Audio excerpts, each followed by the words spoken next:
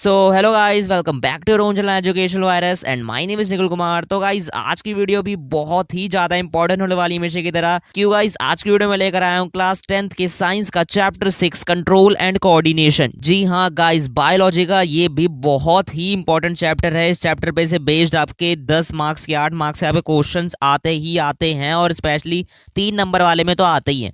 और गाइस इससे पहले कि मैंने पांचों चैप्टर के आपको वीडियोस अपलोड कर रखी है अपने यूट्यूब चैनल पे। ये वन शॉट वीडियो है, 20 या 25 मिनट के अंदर मैंने हर एक चैप्टर को खत्म कर दिया। तो प्लेलिस्ट की लिंक मैं डिस्क्रिप्शन बॉक्स में डाल दूंगा, तो वहां से आप प्लीज प्लेलिस्ट पे एक बार विजिट कर लेना। बाकी आप मेरे चैनल पे भी आप विजिट करके प्लेलिस्ट देख सकते हो, उसमें मैंने सारी चीज़ें डाल रखी। क्लास 10th की एक सेपरेट मैंने बना रखा है, एक पूरा फोल्डर सा बना रखा है, उसमें मैंने सारे आपके वीडियोस अपलोड कर रखे हैं साइंस के मैथ्स के, तो वो सब आप देख सकते हैं। और भी इंपॉर्टेंट चीज़ें जैसे मार्किंग स्कीम कैसे होती है बोर्ड एग्जाम में, कैसे लिख के आना है बोर्ड एग्जाम में, वो सब मैंने उसमें बता रखा है। तो अगर आप अभी इस वीडियो को एग्जाम से एक दिन पहले देख रहे हो तो प्लीज़ उन सब वीडियोज़ को भी एक बार ज़रूर देख लेना, ताकि आपके लिए वो सब बहुत काम की वीडियोज़ हैं, आपको एग्जाम में बहुत हेल्प करेंगे। तो इसलिए उन सबको भी देख लेना। तो गाइज इस वीडियो को जल्दी से फटाफट स्टार्ट करते हैं। तो गाइज यहाँ हम जानते हैं कि इस चैप्टर में क्या क्या हम पढ़ने वाले हैं। तो देखो यहाँ मोटा मोटा अगर ऐसे ऊपर से बताऊं तो इस चैप्टर में control and coordination in humans के बारे में पढ़ेंगे। बेसिकली ह्यूमंस बोले तो एनिमल्स भी हो सकते हैं इसमें, या ह्यूमन बींग्स भी हो सकते हैं, आप कुछ भी कह सकते हो, ठीक है। तो ह्यूमन के बारे में हम कंट्रोल एंड कोऑर्डिनेशन पढ़ेंगे। उसके अंदर भी दो चीजें आती है, पहला नर्वस सिस्टम और दूसरा होता है एंडोक्राइन सिस्टम। ये दोनों सिस्टम के बारे में हम पढ़ेंगे जल्दी से। और इनके अंदर भी आपके कई चीजें आती है, जैसे central nervous system, peripheral nervous system, autonomic nervous system. उसके अंदर भी brain, spinal cord, cranial nerve, spinal nerve and बहुत सारे आपके चीज़ें यहाँ पर आपको आते हैं। इसके अंदर भी fore brain, mid brain, hind brain, ये सब आते हैं। और यहाँ पर अगर एंडोक्राइन सिस्टम देखें तो बहुत सारे आपके यहाँ पर ग्लैंड्स हैं, जो कि बहुत इंपॉर्टेंट ग्लैंड्स हैं, जो कि आपके 3 मार्क्स में साइंस में आ ही जाता है इस चैप्टर से। तो इसीलिए ये चैप्टर भी मोस्ट इंपॉर्टेंट चैप्टर है आपके पूरी बायोलॉजी का। तो इसीलिए इस चैप्टर को जल्दी जल्दी शुरू कर लेते हैं और देख लेते हैं क्या क्या चीज़ें हम पढ़ने वाले हैं। तो मैं पहले आपको बताने वाला हूँ कि इस वीडियो में सिर्फ आपको इंपॉर्टेंट चीज़ें बताऊंगा, मैं सारी चीज़ें नहीं बताऊंगा, क्योंकि जो चीज़ें सिर्फ आपके एग्जाम में पूछी जा सकती है मैं सिर्फ वही बताने वाला हूँ। एक तरीके से आपका मैं एक वन शॉट वीडियो तो है ही, 20 से 25 मिनट की होने वाली, तो प्लीज़ पूरी वीडियो स्टार्टिंग से एंड तक देखना। जल्दी जल्दी से हम पढ़ लेते हैं इसके बारे में क्या क्या चीज़ें दे रखी है यहाँ पर। तो यहाँ आपको सबसे पहले एक पॉइंट दे रखा है, all the living organism respond and react to change in the environment around us. मतलब जितने भी लिविंग ऑर्गेनिज्म है वो रिस्पॉन्ड करते हैं, रिएक्ट करते हैं एनवायरनमेंट के चेंज के साथ, ठीक है। एनवायरनमेंट के अंदर जो जो चेंजेस होते हैं उससे वो रिस्पॉन्ड और रिएक्ट करते हैं, हमारे आसपास के जो इन्वायरमेंट में चेंजेस होते हैं उसके ऊपर उस पर बेस्ड, ठीक है। अगला पॉइंट आपको दे रखा है, the changes in the environment to which the organism respond and react are called stimuli. मतलब जो एनवायरनमेंट में चेंजेस होते हैं जिसकी वजह से ऑर्गेनिज्म क्या रिस्पॉन्ड और रिएक्ट करते हैं, क्या कहते हैं उसे, स्टिम्युलाई कहते हैं, such as light, heat, cold, sound, smell, touch etcetera, ठीक है। अगला पॉइंट आपको दे रखा है, both plants and animals respond to stimuli but in the difference manner. मतलब प्लांट्स और एनिमल दोनों ही रिस्पॉन्ड करते हैं स्टिम्युलाई को, लेकिन दोनों ही अलग अलग तरीके से रिस्पॉन्ड करते हैं। दोनों का रिस्पॉन्ड करने का तरीका क्या होता है, अलग होता है। दोनों करते तो रिस्पॉन्ड है, लेकिन वो अलग अलग तरीके से करते हैं, वो हम नीचे जल्दी जल्दी पढ़ लेते हैं।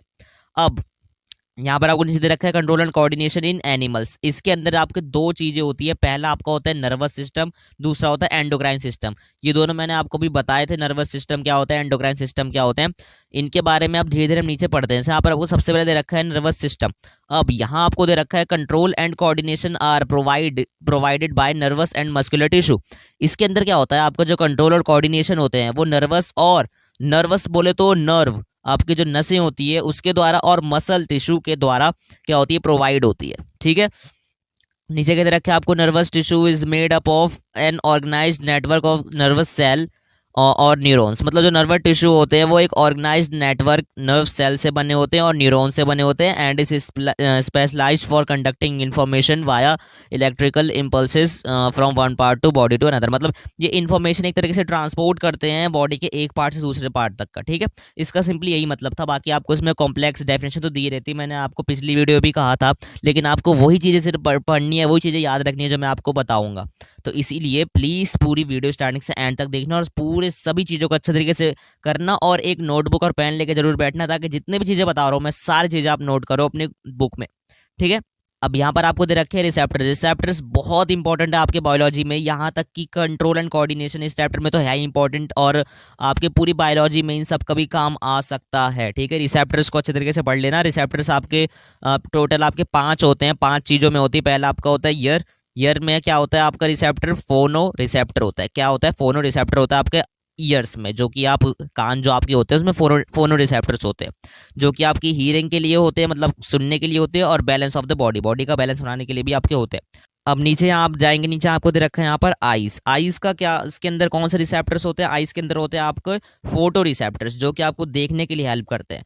तीसरा आपका होता है स्किन। स्किन के अंदर कौन से रिसेप्टर होते हैं, थिग्मो रिसेप्टर्स होते हैं, जो कि आपके हीट और कोल्ड को पता करने के लिए, जांचने के लिए कि ये गर्म है ठंडा है, उन सब चीज़ों के लिए, और टच के लिए भी। ठीक है, बाकी आपका चौथा होता है नोज। नोज के अंदर आपका होता है ऑल्फैक्टरी रिसेप्टर्स, जो कि आपकी स्मेल डिटेक्ट करता है। और पांचवा होता है आपका टंग। टंग के अंदर होता है गस्टेटरी रिसेप्टर्स, जो कि आपका टेस्ट डिटेक्ट करता है। ठीक है, अब इस पे बेस्ड आपके रिसेप्टर पे कोई क्वेश्चन भी आ सकता है, स्पेशली आपके जो नोज के रिसेप्टर होते हैं ऑल्फैक्टरी रिसेप्टर्स, जो कि मैंने देखा है पिछले 2-3 आपके सैंपल वगैरह में भी आ रखे हैं, वो सेम रिपीटेड क्वेश्चन है कि आपसे बोला जाएगा कि जो अगरबत्ती होती है, आप अगरबत्ती जलाते हैं तो आप उसकी स्मेल को कैसे सूंघते हैं, मतलब किन की हेल्प से सूंघते हैं। या आपके 2 मार्क में आ सकता है, या फिर आपको एमसीक्यू भी दे सकता है। 2 मार्क में आएगा, उससे ज़्यादा तो नहीं आएगा ये, वरना आपको एमसीक्यू दे सकता है कि जो आप जो अगरबत्ती की जो स्मेल होती है, या फिर किसी भी चीज़ की स्मेल होती है, वो कैसे सूंघते हो, किस चीज़ की हेल्प से सूंघते हो। तो वो आपका क्या इसका सिंपल आंसर हो जाएगा, ऑल फैक्टरी रिसेप्टर्स की हेल्प से। किसकी हेल्प से, ऑल फैक्टरी रिसेप्टर्स की हेल्प से। ठीक है, हम नीचे बढ़ते हैं। यहाँ पर आपको दे रखा है न्यूरॉन का स्ट्रक्चर, जो कि मोस्ट इंपॉर्टेंट आपका टॉपिक है इस चैप्टर का। क्या है, मोस्ट इंपॉर्टेंट आपका टॉपिक है इस चैप्टर का। ठीक है, न्यूरॉन का स्ट्रक्चर ये अच्छे तरीके से याद कर लेना, इसको कैसे बनाते हैं वो देख लेना, और इनके सारे फंक्शंस आप देख लेना, क्योंकि ये आपको बोल सकता है कि आपको 5 नंबर में या आपको 3 नंबर में दे सकता है कि हाँ इसका स्ट्रक्चर बनाओ, और इनके सारे नाम्स को भी वहां पर लिखो कि ये किस किस नाम पे, मतलब कौन कौन जगह पर क्या क्या मौजूद होते हैं, इनके फंक्शंस भी लिख दो।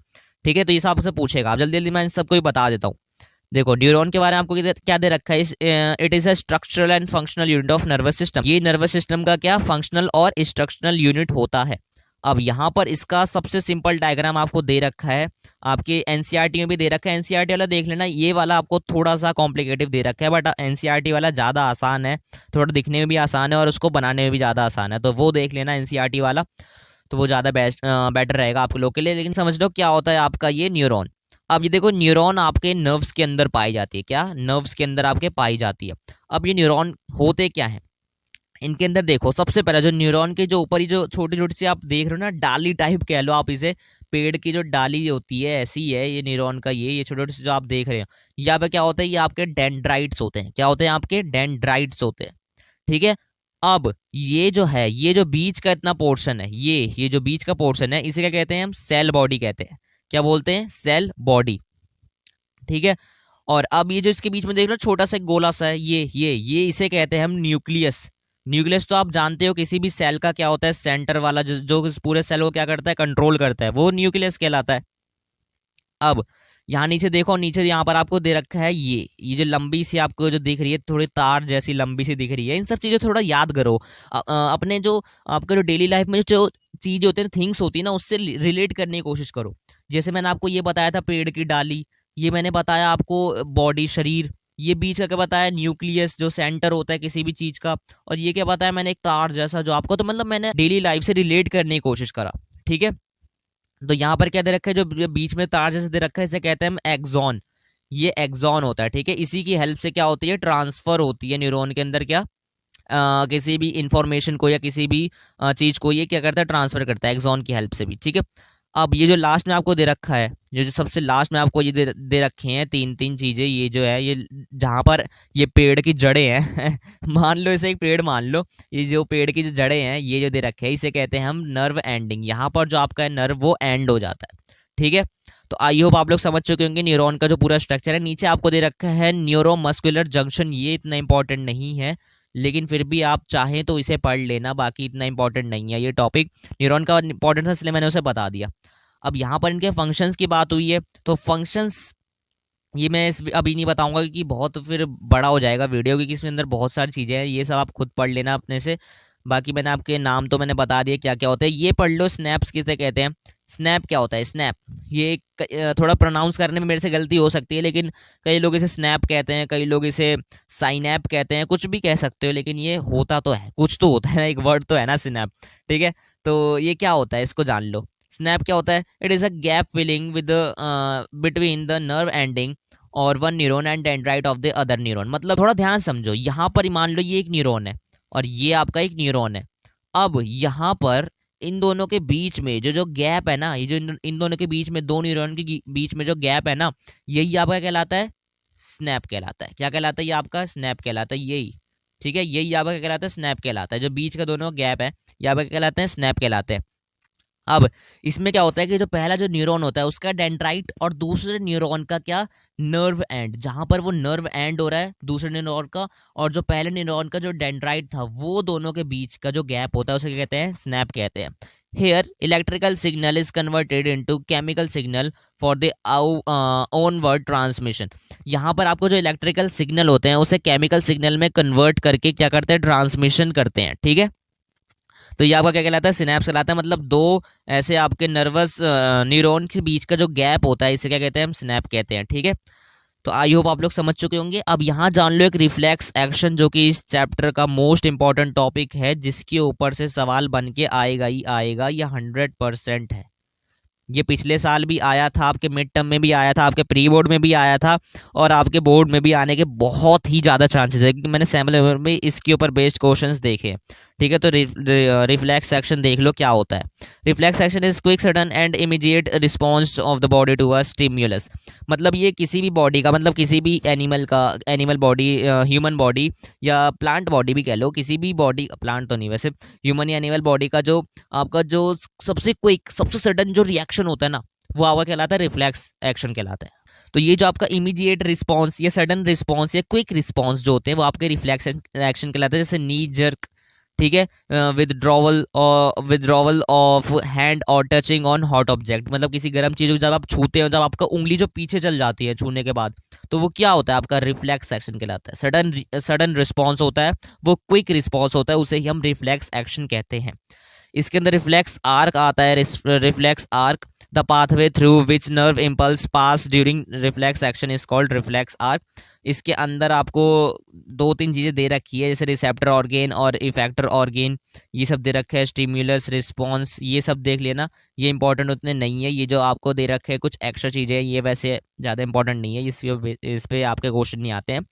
बाकी यहाँ पर इसके बारे में पढ़ लो, वॉलेंट्री और इनवॉलेंट्री एक्शंस क्या होते हैं और रिफ्लेक्स एक्शन क्या है, तीनों ये आपको दे रखे हैं।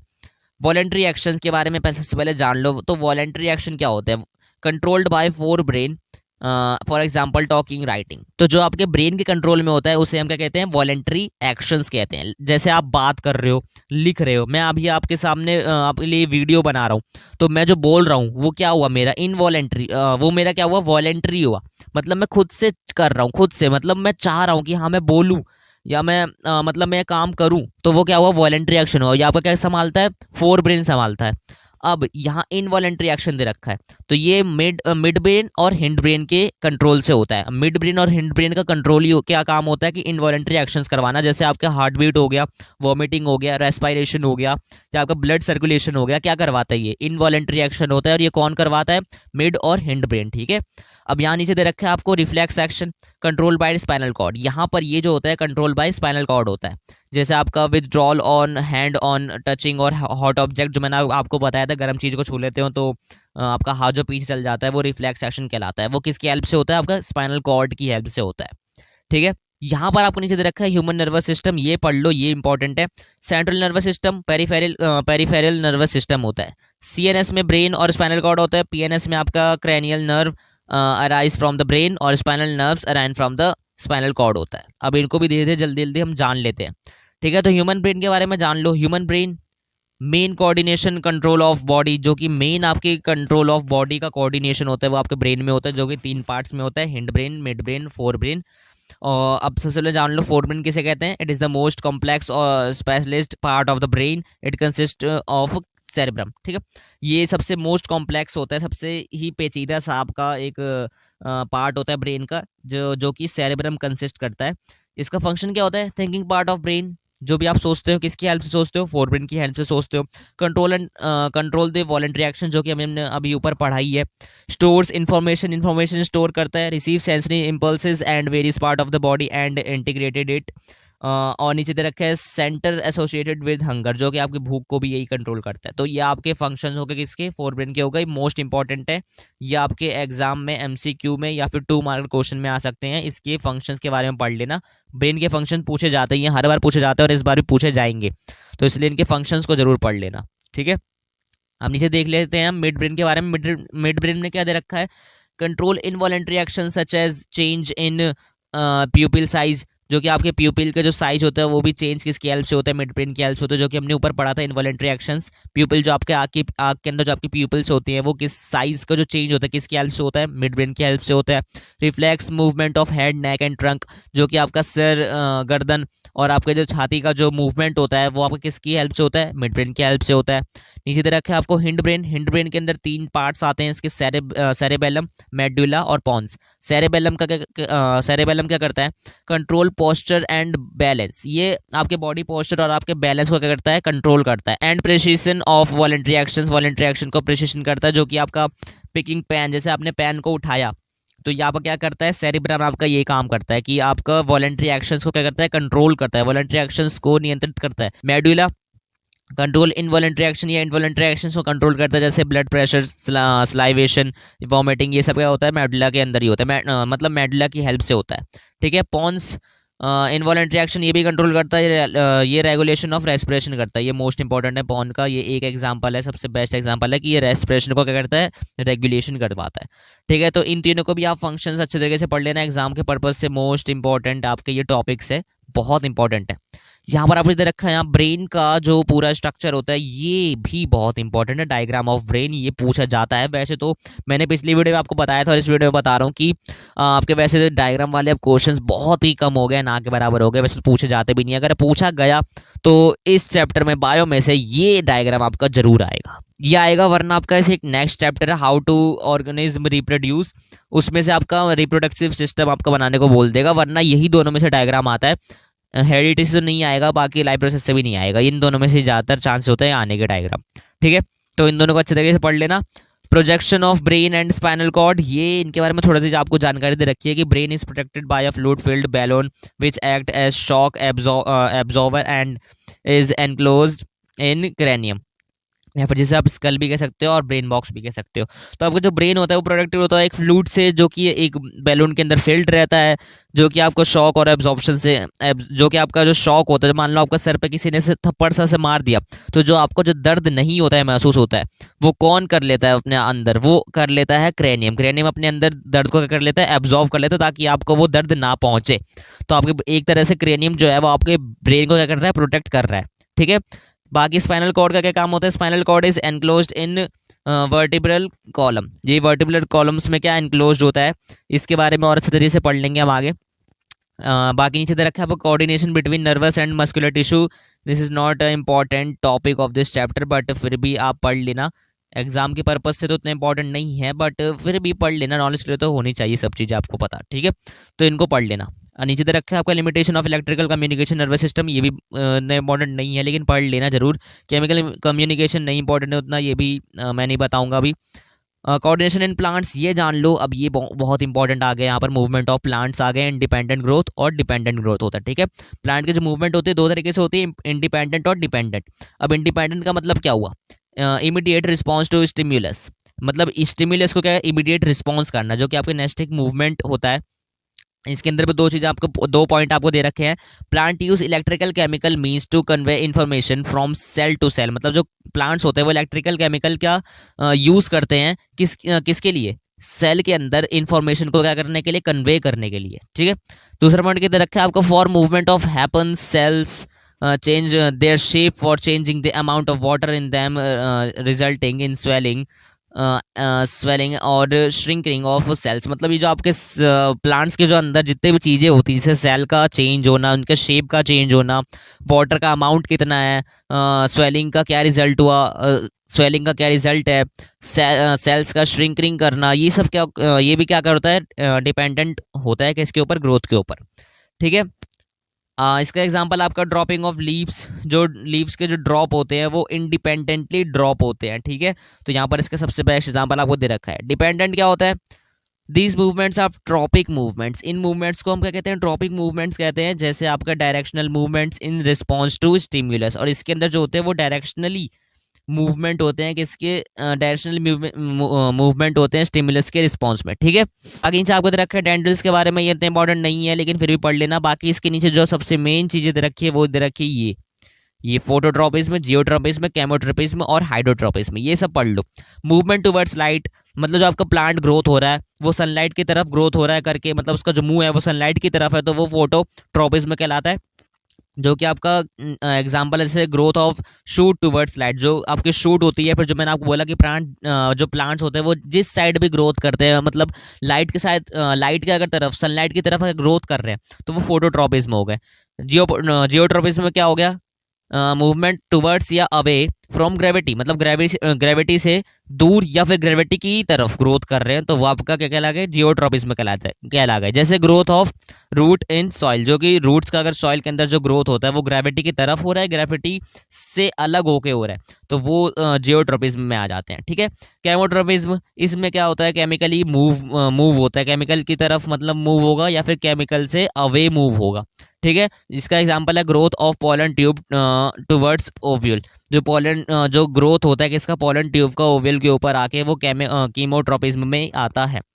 बाकी यहाँ चौथा दे रखा है आपको हाइड्रोट्रोपिज्म। तो हाइड्रोट्रोपिज्म में क्या दे रखा है? वाटर के जो टुवर्ड्स मूवमेंट होती है वो हाइड्रोट्रोपिज्म होते हैं। जैसे रूट्स टुवर्ड्स वाटर, जो कि रूट्स जो होते हैं वो वाटर की तरफ जब मूव करते हैं या फिर ग्रो होते हैं तो वो आपका हाइड्रोट्रोपिज्म में कहलाता है, ठीक है। ये चारों बहुत इंपॉर्टेंट है, इनको अच्छे तरीके से पढ़ लेना। ये आपके एग्जाम से पूछे जा सकते हैं, एमसीक्यू में आ सकता है, तो इसीलिए इनको पढ़ लेना। बाकी यहाँ पर नीचे जानते हैं प्लांट हार्मोन्स के बारे में, जल्दी जल्दी जान लेते हैं। प्लांट हार्मोन्स, प्लांट्स के अंदर टोटल आपके 5 हार्मोन्स होते हैं। यहाँ पर आपको 4 दे रखे हैं, 5 मैं आपको बता दूंगा। तो टोटल आपके अभी समझ लो 4 के बारे में, 4 आपको दे रखे हैं। 4 के बारे में पहले पढ़ लेते हैं। तो यहाँ पर आपको दे रखा है, पहला है ऑक्सिन, दूसरा है गिबरेलिन, तीसरा है साइटोकिनिन और चौथा है एब्सिसिक एसिड। अब ये ऑक्सिन क्या होता है? ये synthesize at shoot tips, synthesize करता है किसी शूट टिप को। Help the cell to grow longer, ये सेल को हेल्प करता है किसके? ज़्यादा लंबे समय तक ये ग्रो करने के लिए। इन्वॉल्व इन फोटोट्रोपिज्म, फोटोट्रोपिज्म मैंने अभी ऊपर आपको बताया था, जो कि सनलाइट की तरफ जो मूवमेंट होती है शूट्स की, उसमें क्या इन्वॉल्व रहता है? ऑक्सिन, ठीक है। गिबरेलिन गिबरेलिन का क्या होता है? इसका फंक्शन क्या होता है? Help in growth of the stem, stem की ग्रोथ को हेल्प करता है गिबरेलिन, ठीक है। साइटोकिनिन प्रमोट सेल डिवीजन, ये सेल डिवीजन को क्या करता है? प्रमोट करता है। और present in greater concentration in fruits and seed, ये फ्रूट्स और सीड्स के ग्रेटर कंसंट्रेशन में भी क्या होता है? प्रेजेंट रहता है। एब्सिसिक एसिड इनहिबिटेड्स ग्रोथ, ये ग्रोथ को क्या करता है? इनहिबिट्स करता है। और कॉज विल्टिंग ऑफ लीव्स, जो कि लीव्स जो आपके जो गिर जाते हैं, झड़ के जो गिर जाते हैं, उसमें भी एब्सिसिक एसिड की हेल्प से वो होता है। और ये एक तरह का स्ट्रेस हार्मोन भी होता है, ठीक है। तो ये आपके चारों आपके हार्मोन्स हैं, ये बहुत इंपॉर्टेंट हार्मोन्स हैं आपके एग्जाम के पर्पज से। इन सबको पढ़ लेना कि पूरा चैप्टर ही आपके हार्मोन्स और ग्लैंड्स के ऊपर है, तो इन दोनों को भी अच्छे तरीके से पढ़ लेना। बाकी हार्मोन्स इन आपके एनिमल्स से रखे हैं, तो एक एंडोक्राइन ग्लैंड हो गया, हार्मोन्स हो गए, ये सब है आपके डेफिनेशन से। डेफिनेशन में आपको नहीं पढ़ाऊंगा क्योंकि डेफिनेशन ज़्यादा इंपॉर्टेंट नहीं है, लेकिन आप लोग पढ़ लेना। जल्दी जल्दी से मैं आपको इनकी इंपॉर्टेंट चीज़ें बताता हूँ। जैसे आपको दे रखे हैं यहाँ पर एंडोक्राइन ग्लैंड्स या फिर हार्मोन्स एंड देयर फंक्शंस, ठीक है। एंडोक्राइन ग्लैंड्स और उनके हार्मोन्स और उनके भी फंक्शंस, ये सब चीज़ें आपको दे रखी है। अब हमने प्लांट का तो पढ़ लिया था, अब यहाँ पर एनिमल्स या ह्यूमन बींग्स दोनों का आपको दे रखा है। तो देखो यहाँ पर सबसे पहले आपको जो ग्लैंड है वो दे रखा है आपका थायराइड ग्लैंड, ठीक है। थायराइड ग्लैंड जिसके अंदर जो क्या रिलीज करता है? थायरॉक्सिन हार्मोन, ठीक है। क्या रिलीज करता है? थायरॉक्सिन हार्मोन रिलीज करता है, जो कहाँ लोकेट होता है? नेक पे, जो कि गर्दन होती है ना, वहां पर आपको क्या होता है? ये लोकेट होता है। इसका फंक्शन क्या होता है? Regulation of metabolism of carbohydrates, fats and proteins, मतलब फैट्स, प्रोटीन और कार्बोहाइड्रेट्स का क्या करना? मेटाबॉलिज्म करना, ठीक है। ये आपका कौन करवाता है? थायराइड करवाता है। किसकी हेल्प से? थायरॉक्सिन की हेल्प से। दूसरा क्या आपका है? यहाँ पर आपको देता है पिट्यूटरी ग्लैंड, जिसे हम मास्टर ग्लैंड भी कहते हैं। वो क्या रिलीज करता है, ये ग्रोथ हार्मोन रिलीज करता है। अब ये कहाँ लोकेट होता है, ये मिड ब्रेन में लोकेट होता है। इसका काम क्या होता है, रेगुलेट्स ग्रोथ एंड डेवलपमेंट। आपकी पूरी बॉडी का जो ग्रोथ और डेवलपमेंट होता है वो यही करवाता है। तीसरा क्या दे रखा है आपको, एड्रेलिन दे रखा है, जो कि आपका एड्रेलिन वो हार्मोन रिलीज करता है, एड्रेनल। ये कहाँ ये लोकेट होता है, अबव बोथ किडनीज, दोनों किडनी में ऊपर की तरफ लोकेट होता है। इसका काम क्या होता है, regulation of blood pressure, heart beat, carbohydrate metabolism का क्या रेगुलेशन करवाना या फिर इंक्रीज करवाना इन सबको। ठीक है। चौथा दे रखा है आपको पैनक्रियाज आपका एक ग्लैंड होता है जो क्या रिलीज करता है, इंसुलिन रिलीज करता है, जो कि आपका स्टमक के नीचे आपको प्रेजेंट रहता है। और ये क्या काम करता है, reduce the regulates blood sugar level. ये ब्लड शुगर लेवल क्या करता है, रिड्यूस करता है। ठीक है। और पांचवा जो आपका है वो आपका होता है टेस्टोस्टेरोन और टेस्टिस और ईस्ट्रोजन और ओवरीज। ये यहाँ पर आपको 5 में दोनों चीज़ें मिक्स दे रखी है। ये टेस्टिस जो होता है वो मेल में होता है, ओवरी जो होती है फीमेल में होती है। और ये क्या रिलीज करते हैं, टेस्टोस्टेरोन करता है टेस्टिस, और जो ओवरी होता है वो ईस्ट्रोजन और प्रोजेस्टेरोन क्या करता है, रिलीज करता है, हार्मोन रिलीज करता है। कहाँ लोकेट होते हैं, जेनेटिकल या फिर लोअर एब्डोमेन एरिया, जो कि आपके जो डाइजेस्टिव सिस्टम के जो नीचे वाला एरिया होता है वहाँ पर आपका लोकेट रहता है। चेंज एसोसिएट विद पॉवर्टी का जो चेंज होता है वो इन्हीं की हेल्प से होता है। सेक्सुअली मैच्योरिटी भी इन्हीं की हेल्प से आपकी आती है। और अगला आपका दे रखा है हाइपोथैलेमस, जो कि क्या रिलीज करता है, रिलीजिंग हार्मोन्स, जो कि हार्मोन रिलीज करता है। और ये किसमें, मिड ब्रेन में होता है। ठीक है। ये स्टिमुलेट करता है क्या, pituitary gland to release hormones. ये पिट्यूटरी ग्लैंड को क्या ऑर्डर देता है कि हाँ तुम उसको मतलब सभी हार्मोन से क्या काम करवाओ। जैसे पिट्यूटरी ग्लैंड तो मास्टर ग्लैंड है, मास्टर ग्लैंड का क्या काम करता है, ये पिट्यूटरी ग्लैंड ये हर एक ग्लैंड को क्या करता है, ये ऑर्डर देता है कि तुम्हें यहाँ पर काम करना है, तुम्हें वहाँ काम करता है। लेकिन पिट्यूटरी ग्लैंड से भी एक ऊपर एक ग्लैंड है हाइपोथैलेमस, जो कि उसे ऑर्डर देता है कि हाँ तुम्हें इनसे काम करवाना है। ठीक है। तो इन सब चीज़ों से थोड़ा बहुत समझो, इन सब चीज़ों को, बहुत आसान चीज़ें हैं, या आपको बस थोड़ा सा माइंड डाइवर्ट करने के लिए दे देते हैं यहाँ पर। अब यहाँ देख लो ह्यूमन एंडोक्राइन सिस्टम। ये डायग्राम ज़्यादा इंपॉर्टेंट नहीं है, एग्जाम में वैसे नहीं पूछता है आज तक कभी, वैसे तो मैंने देखा नहीं है सैम्पल पेपर्स में से, बाकी मेरे हिसाब से ये नहीं आएगा, तो इसको देख लेना। बाकी ये इसका डायग्राम तो बिल्कुल नहीं आएगा, बाकी ब्रेन का कर लेना, मैंने ब्रेन का जो आपको बताया था वो ज़्यादा इंपॉर्टेंट है। ठीक है। नीचे देख लो यहाँ iodise salt in necessary, because ये सब आपको इंपॉर्टेंट नहीं है। डायबिटीज़ के भी ज़्यादा इंपॉर्टेंट नहीं है। इस पे बेस्ड आपका क्वेश्चन आ सकता है 2 मार्क में, कि बोल देगा कि डॉक्टर जो है वो पेशेंट्स को, किसी डायबिटीज़ पेशेंट को शुगर खाने से क्यों मना करता है, बताओ, रीजन बताओ। मैंने ऊपर आपको बताया, एक आपको मैंने ग्लैंड बताई थी पैनक्रियाज, जो कि क्या रिलीज करता है, इंसुलिन करता है क्या, और ये क्या करता है, इसका फंक्शन क्या होता है, शुगर लेवल को कंट्रोल करने का। तो जब आपको डायबिटीज़ होती है, डायबिटीज़ किसकी वजह से होती है, जब आपके अंदर शुगर लेवल की मात्रा क्या होती है, ज़्यादा हो जाती है। तो डॉक्टर क्यों मना करता है, क्योंकि जो आपके शुगर लेवल की मात्रा ज़्यादा हो जाती है, तो आपके जो इंसुलिन होते हैं, जो कि पैनक्रियाज होते हैं, वो ग्लैंड होती है, वो आपके इंसुलिन हार्मोन सही से काम नहीं कर पाते। किसकी वजह से, ज़्यादा शुगर लेवल की वजह से, और इसीलिए आपको डॉक्टर मना करते हैं शुगर खाने से। ये आपका एक आ सकता है कि इंसुलिन जो होता है वो सही से वर्क नहीं कर पाता। सिंपल लिख देना कि जो पैनक्रियाज होते हैं वो जो इंसुलिन हार्मोन जो रिलीज करते हैं वो सही से काम नहीं कर पाते ज़्यादा शुगर लेवल होने की वजह से, इसलिए डॉक्टर मना करते हैं। बहुत बहुत सिंपल है। ठीक है। नीचे आपको दे रखा है फीडबैक मैकेनिज्म, ये सब आपका इंपॉर्टेंट नहीं है। यहाँ पर दे रखा है, इसके बारे में दे रखा है, ये सब भी आपको इंपॉर्टेंट नहीं है। हाँ, इनके आपको वो दे रखे हैं कि किस आपके ऑर्डर में होते हैं ये सारे ग्लैंड्स, तो वो सब पढ़ लेना। तो गाइज यहाँ पर ही पूरा चैप्टर खत्म हो गया है। बाकी जो इंपॉर्टेंट थी मैंने सारी चीज़ों को बता दिया। अगर वीडियो से कुछ सीखने को मिला हो तो प्लीज़ वीडियो को लाइक कर देना, चैनल को सब्सक्राइब कर देना, और जितने अपने दोस्तों को, अपने रिलेटिव्स को प्लीज़ शेयर कर देना गाइज। बाकी अगर वीडियो से कुछ सीखने को मिला हो तो एक बार प्लीज़ कमेंट भी कर देना कि हाँ भैया आपने जो वीडियो बनाई है हमसे बहुत कुछ सीखने को मिला है। और अगर आप एग्ज़ाम से एक दिन पहले देख रहे होगे तो आई होप आप लोग अभी तक यहाँ तक इस वीडियो को पूरी देख चुके होंगे, और अगर आपने यहाँ तक वीडियो को पूरी देख ली है तो आप एग्ज़ाम में बिल्कुल फोड़ के आने वाले हो, आप सब चीज़ करके आ जाओगे, ये मेरी आपको गारंटी है। 100% क्या है, ये मेरा आपको गारंटी है। ठीक है। तो इसीलिए प्लीज़ वीडियो अगर आपने देख लिया, अच्छे तरीके से देख लिया, समझ लिया है, तो प्लीज़ चैनल को सब्सक्राइब कर देना, वीडियो को लाइक कर देना। मिलते हैं अगले वीडियो के साथ। For now tata bye bye and see you soon with the next video.